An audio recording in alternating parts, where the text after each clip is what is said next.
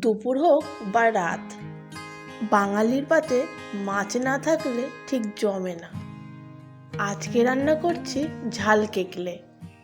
মাছগুলো কেটে ধুয়ে নুন হলুদ মাখিয়ে নিচ্ছি।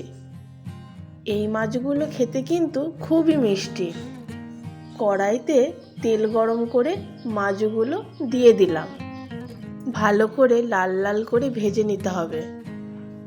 গরম তেলে মাছ দেওয়ার পর মাছ যদি এরকম বেঁকে যায় তাহলে বুঝবেন আপনার মাছগুলো টাটকা।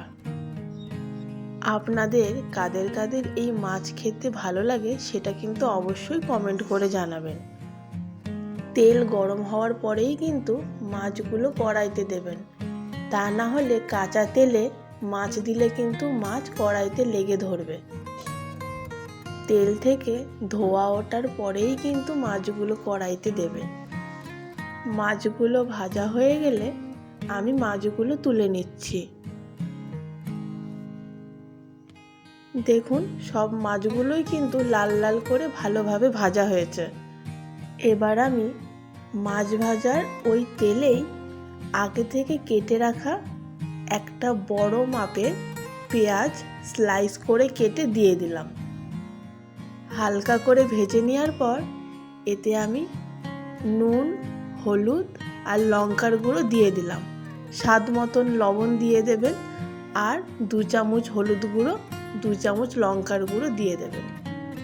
এবার আমি আগে থেকে করে রাখা পেঁয়াজ বাটা দিয়ে দিচ্ছি। খুব ভালো করে পেঁয়াজ বাটাটাকে মশলার সাথে মিশিয়ে নিতে হবে। কেটে রাখা টমেটো দিয়ে দিলাম। আপনারা চাইলে কাটা টমেটোর জায়গায় টমেটো পেস্ট করেও দিতে পারেন। এবার সব কিছুর সাথে মশলা খুব ভালোভাবে কষিয়ে নিতে হবে। মশলা যাতে কড়াইতে না লেগে যায় সেই জন্য আমি একটু জল দিয়ে দিচ্ছি। দেখুন, মশলা কষানো হয়ে গেলে মশলা থেকে যখন তেল ছেড়ে দেবে, দেখুন তখন কিন্তু আমি আগে থেকে ভেজে রাখা ওই কেকলে মাছগুলো কড়াইতে দিয়ে দিলাম। দিয়ে ভালো করে নাড়াচাড়া করে নিচ্ছি। খুব ভালো করে মশলার সাথে কিন্তু মাছগুলো মাখিয়ে নিতে হবে। এবার আমি পরিমাণ মতন জল দিয়ে দিলাম। দিয়ে কিছুক্ষণ পর আমি নামিয়ে নেব এই ঝাল কেকলে। কেমন লাগলো রেসিপিটা অবশ্যই জানাবেন।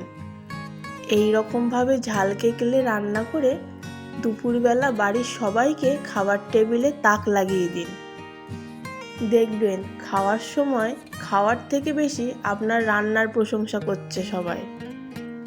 এই ঝাল কেকলে থাকলে আর আপনাকে অন্য কিচ্ছু রান্না করতে হবে না। দুপুরবেলা গরম গরম ভাত আর এই ঝাল কেকলে দিয়ে পরিবেশন করুন।